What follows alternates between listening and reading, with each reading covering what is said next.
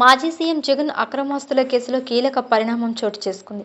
Jagan bail రద్దు చేయాలని రఘురామకృష్ణంరాజు వేసిన పిటిషన్పై ఈరోజు సుప్రీంకోర్టు విచారణ జరిపింది.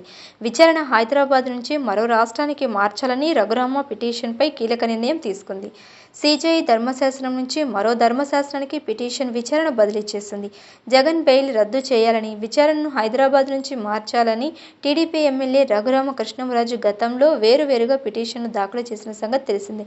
దీనిపై సీజేఐ జస్టిస్ సంజీవ్ ఖన్నా ధర్మశాసనం విచారణ జరిపి పిటిషన్లపై విచారణ బెంచ్ను సమర్పించింది. జస్టిస్ అభయ్ ఎస్ ఓకా నేతృత్వంలోని ధర్మశాసనం ముందు డిసెంబర్ 2న విచారణకు పంపాలని రిజిస్ట్రార్ని ఆదేశించింది. భారతీ సిమెంట్తో పాటు సరస్వతి పవర్ ఆస్తులను 2016లో ఈడీ అటాచ్ చేసింది. అయితే ఈ ఈడీ అటాచ్ చేసిన ఆస్తుల పంపకం 2019లో జరిగిందని జగన్, షర్మిల చెబుతున్నారు. ఇది బెయిల్ కండిషన్లను ఉల్లంఘించినట్లు అయింది.